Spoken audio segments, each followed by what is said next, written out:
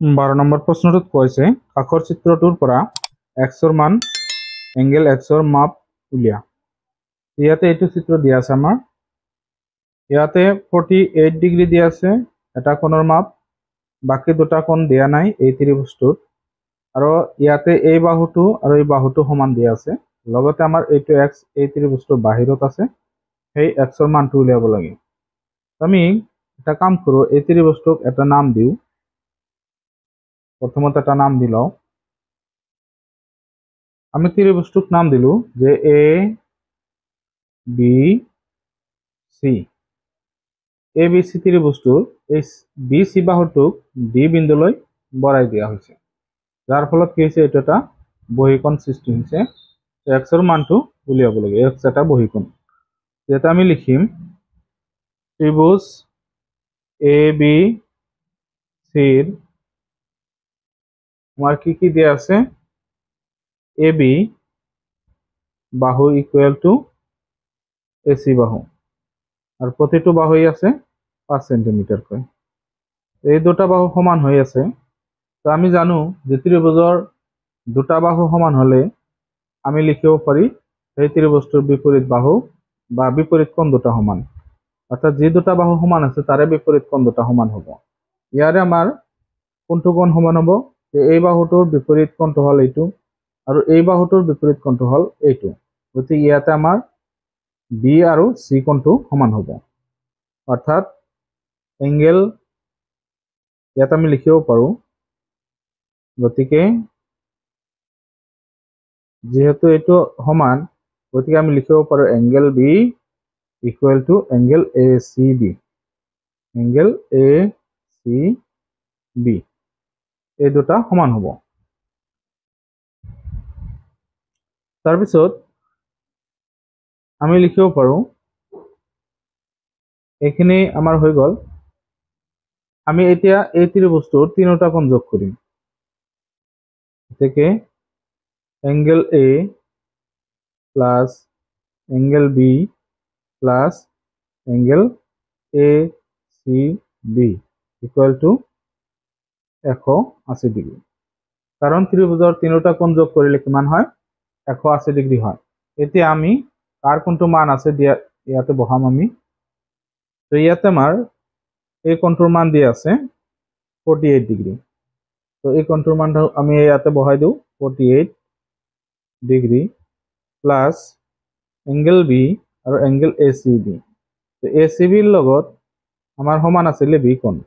আমি কি কৰিম, বি কোণটো আমি লিখিলোঁ, এ চি বিৰ সলনি আমি লিখিম এংগেল বি, কাৰণ এই দুটা সমান আমি সলাব পাৰি। তেতিয়াহ'লে 180 ডিগ্ৰী। এতিয়া আমি এই 48 যদি আমি সোঁফালে দিওঁ তেতিয়াহ'লে হ'ব মাইনাস, আৰু এই দুটা যোগ কৰিলে হ'ব 2 এংগেল বি, অৰ্থাৎ দুটা বি কোণ।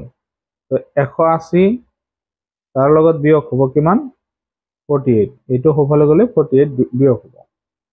তো 2b এংগেল 2b ইয়াতে থাকিব কিমান, আমি যদি মাইনাস কৰোঁ, ইয়াত 0ৰ পৰা 8 নাযায়, ইয়াৰ পৰা 1 ধাৰ কৰোঁ, 10ৰ পৰা 8 গ'লে 2, ইয়াত 7 ৰল, 7ৰ পৰা 4 গ'লে 3, তাৰপিছত 132।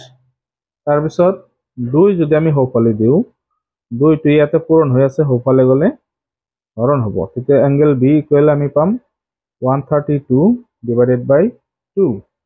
তেতিয়াহ'লে ইয়াত হৰণ কৰিলে আমি কিমান পাম, 66।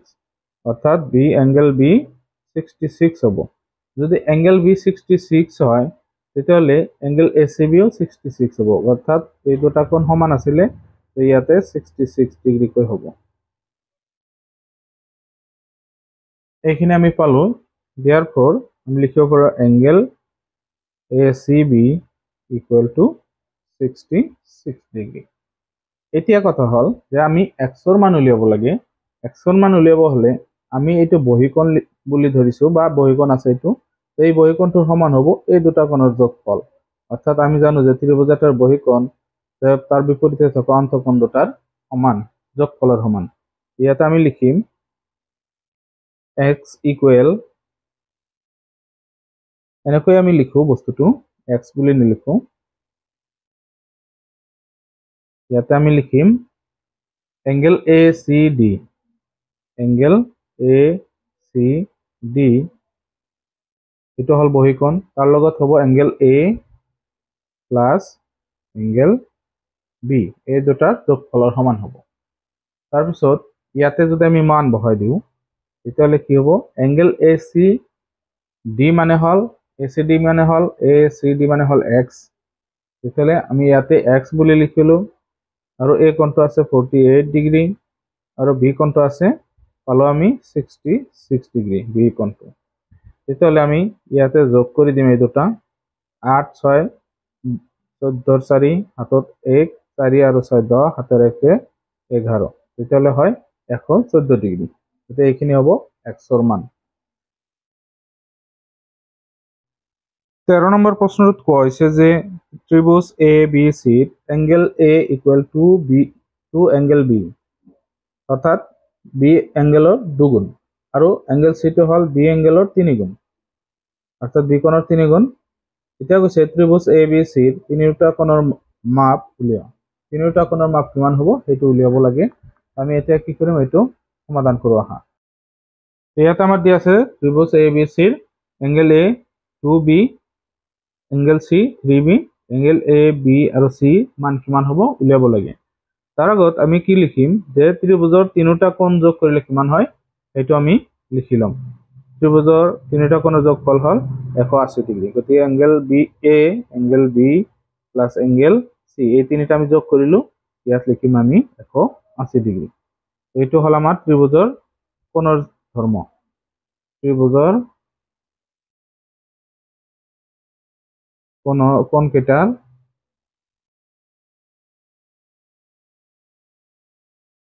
যোগফলৰ ধৰ্ম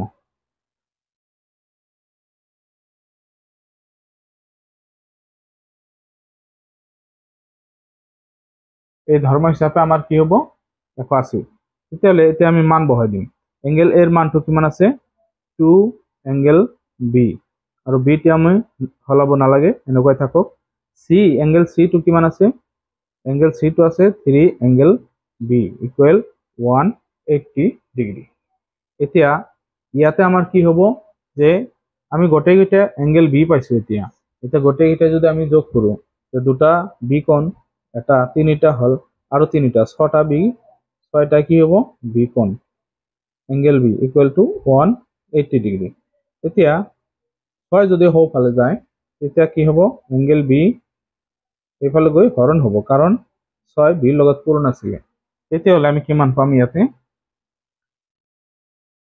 এংগেল বি ইকুৱেল টু 6 18 ভিতৰত 3 বাৰ হৰণ যায় আৰু 0 এটা তেতিয়া এংগেল বিৰ মানটো আমি পালো কিমান 30 ডিগ্ৰী এতিয়া আমি বাকি কেইটা যেটো আছে আমাৰ এংগেল এ আৰু এংগেল সি আমি উলিয়াম therefore এংগেল এ আছিলে কিমান এ আছিলে আমাৰ ইয়াতে 2b অৰ্থাৎ 2 এংগেল বি তেতিয়াহ'লে কিমান হ'ব 2 ইনটু বিৰ মানটো আমি পাইছো 30 তেতিয়াহ'লে কিমান হ'ব 2 30 গুণ 60 ডিগ্ৰী আৰু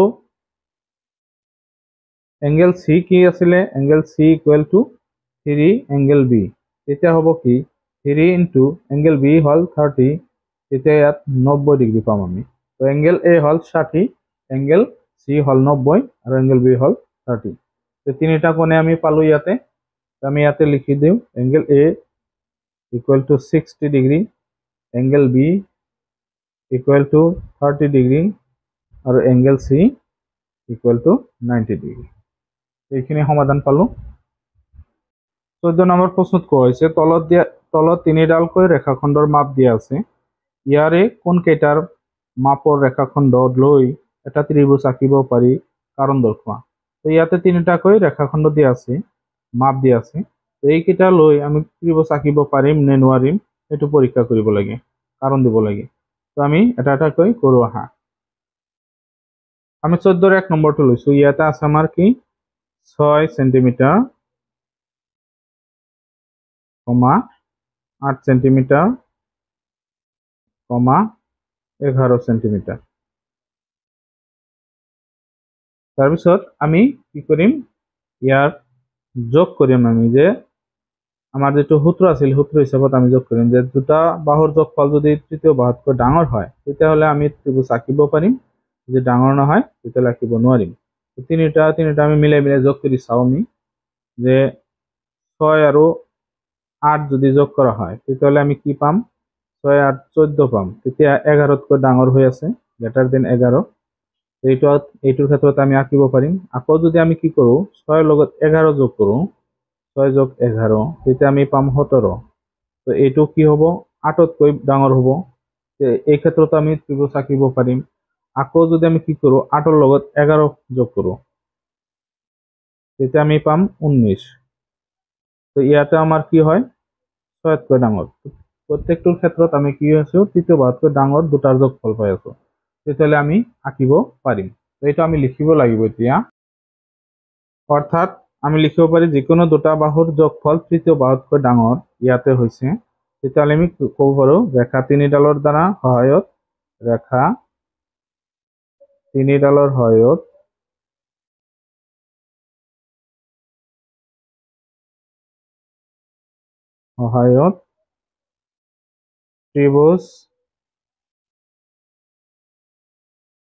ত্ৰিভুজ আঁকিব পাৰি।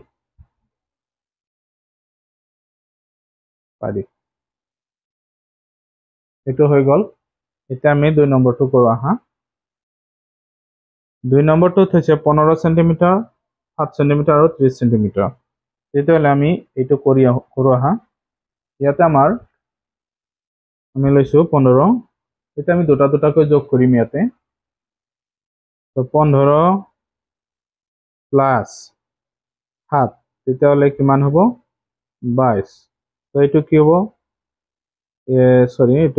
এইটো 3 নম্বৰ বাহুতকৈ সৰু হৈ যায়, অৰ্থাৎ 30তকৈ সৰু হৈ যায়। আৰু এটা ওলালেই হৈ যায়, কাৰণ ইয়াতে আমি গম পাই আছো কি যে তৃতীয় বাহুতকৈ ডাঙৰ হোৱা নাই, সৰু হৈছে।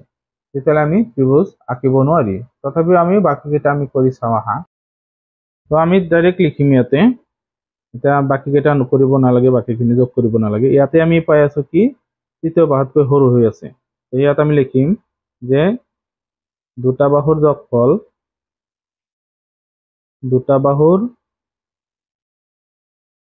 যোগফল কি হৈছে? তৃতীয় বাহুতকৈ সৰু হৈছে।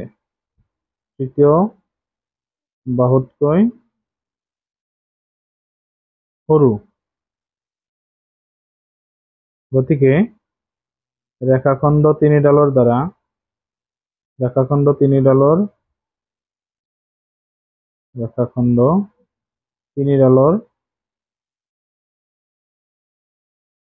সহায়ত ত্ৰিভুজ আঁকিব নোৱাৰি লিখিব লাগিব।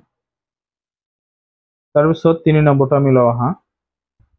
3 নম্বৰটো হৈছে 8 সেন্টিমিটাৰ, 8 সেন্টিমিটাৰ আৰু 8 সেন্টিমিটাৰ। এইটো সমাধান কৰোঁ আহা। ইয়াতে তিনিটা 8 সেন্টিমিটাৰকৈ আছে। তেতিয়াহ'লে আমি দুটা প্ৰথমত যোগ কৰিম। 8 যোগ 8 তেতিয়াহ'লে আমি 16 পাই আছো। আৰু এইটো 3 নম্বৰতকৈ এইটো কি হয়? ডাঙৰ হৈ আছে। আকৌ যদি 8 যোগ কৰোঁ সেই একে ওলাব। গতিকে তিনিটা একে ওলাব, আমি কৰিব নালাগে আকৌ। তো ইয়াত আমি লিখিম অৰ্থাৎ ইয়াতে আমাৰ কি হ'ল? যিকোনো দুটা বাহুৰ যোগফল তৃতীয় বাহুতকৈ ডাঙৰ হৈছে। তৃতীয় বাহুতকৈ ডাঙৰ হৈছে এইটো দুটা বাহুৰ যোগফল। তেতিয়াহ'লে আমি ক'ব পাৰি যে ৰেখাখণ্ড তিনিডালৰ সহায়ত ত্ৰিভুজ আঁকিব পাৰি।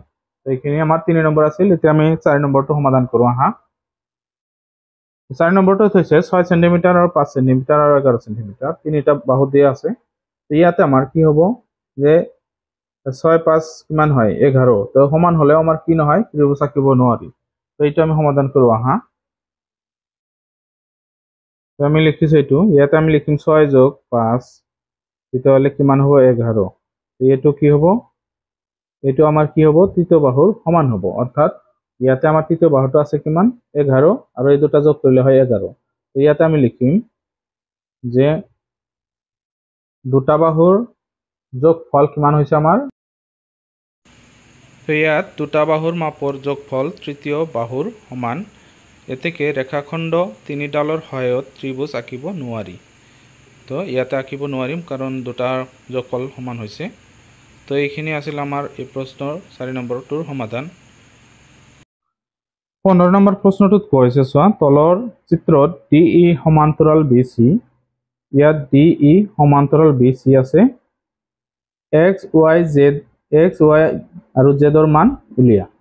এইটো হল X, এইটো Y, এইটো Z, এই তিনিটা কোণৰ মান কিমান হ'ব উলিয়াব লাগে। তেতিয়াহ'লে আমি এইটো সমাধান কৰো আহা।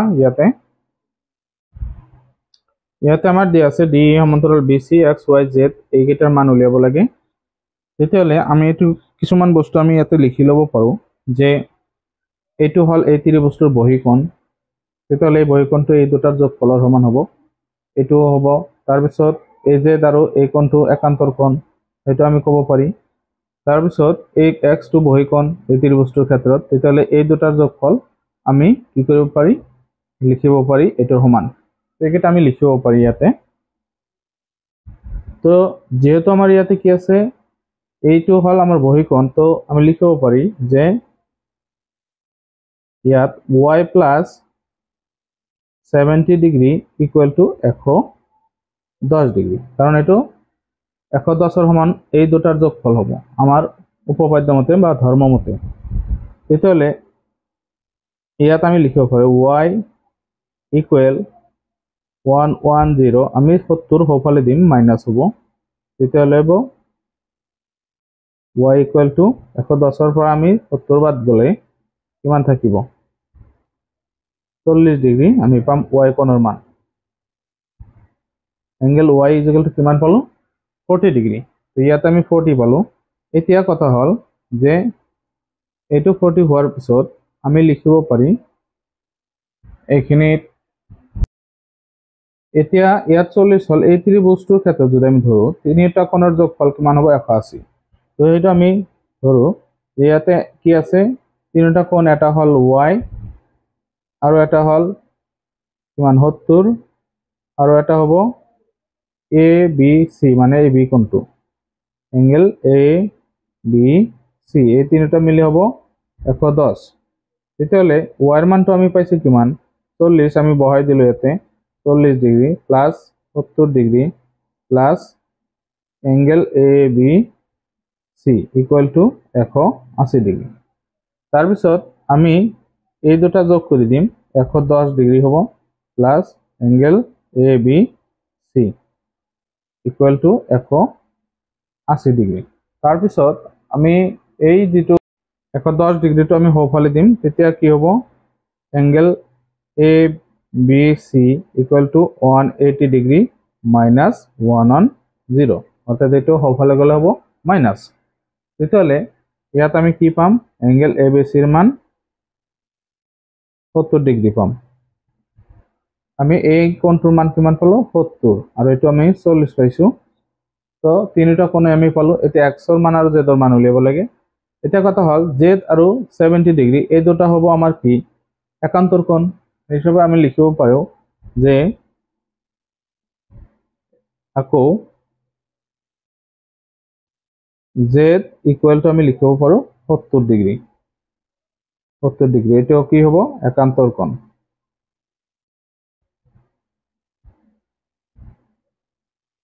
তাৰপিছত আমি x ৰ মান উলিয়াব লাগে।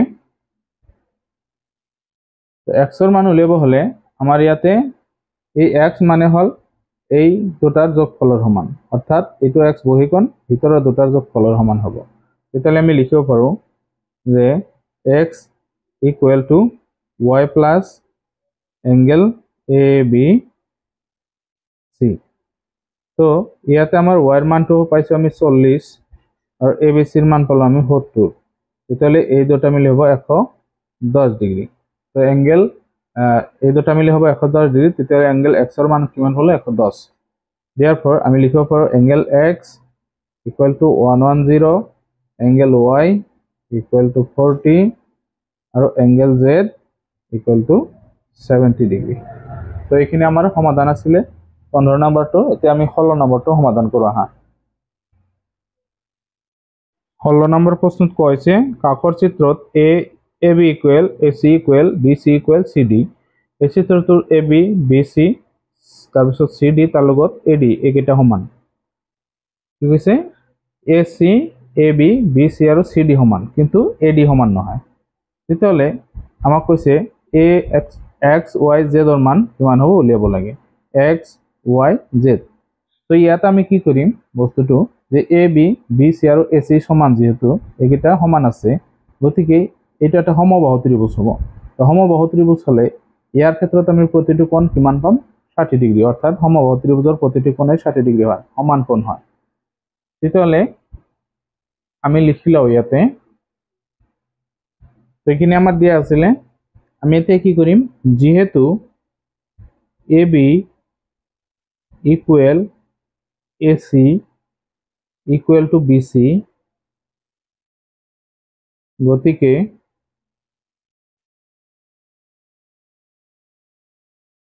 ত্ৰিভুজ ABC সমবাহু ত্ৰিভুজ তো সমবাহু ত্ৰিভুজ হলে সমবাহু ত্ৰিভুজৰ প্ৰতিটো কোণে কিমান হয় 60 ডিগ্ৰী কৰি therefore angle আমি কোনটো লিখিম BAC angle ABC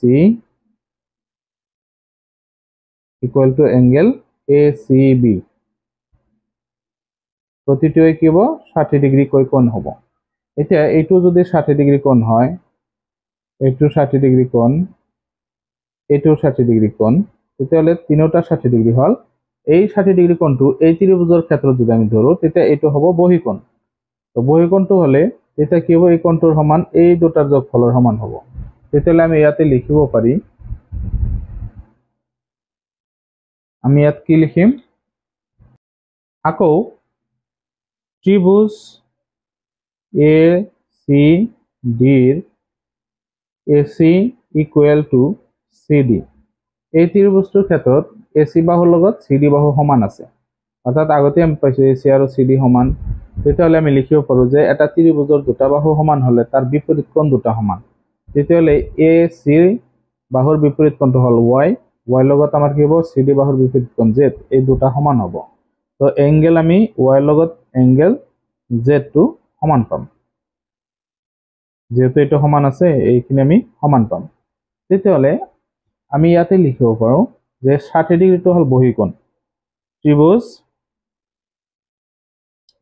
ইয়াত আমাৰ ACB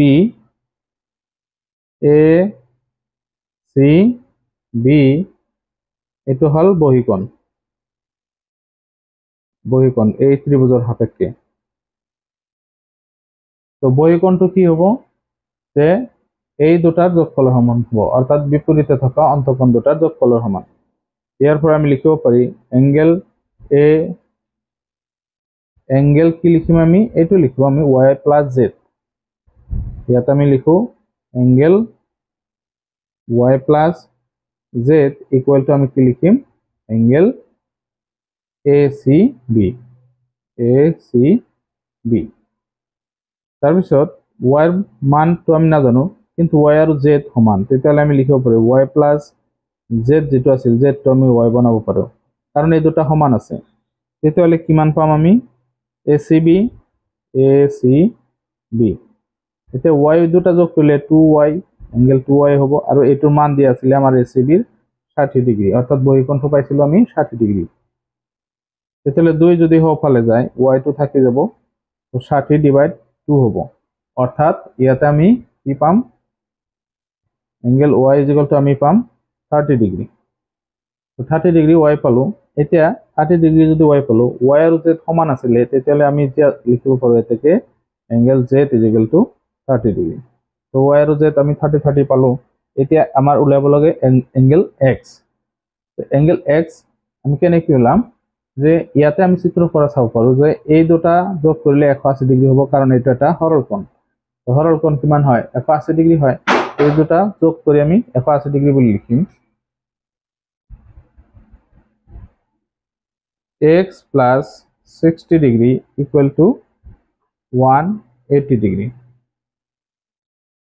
তো 60 হফালে গলে মাইনাস হ'ব 180 minus 60 তো ইয়াতে কিমান থাকিব 120 ডিগ্ৰী xৰ মান পালো আমি কিমান xৰ মান পালো 120 ডিগ্ৰী তো এইখিনিত তিনিটা কোণৰ মানে পালো আমি তো দিয়াৰ ফৰ আমি লিখিব পাৰো x = 120 ডিগ্ৰী y = 30 ডিগ্ৰী আৰু z = 30 ডিগ্ৰী তো এইখিনি পালো এইখিনি আছিল আমাৰ এইটো ভিডিঅ'ত থকা প্ৰশ্নকেইটাৰ সমাধান তো ভিডিঅ'টো ইমানতে সামৰিছো ধন্যবাদ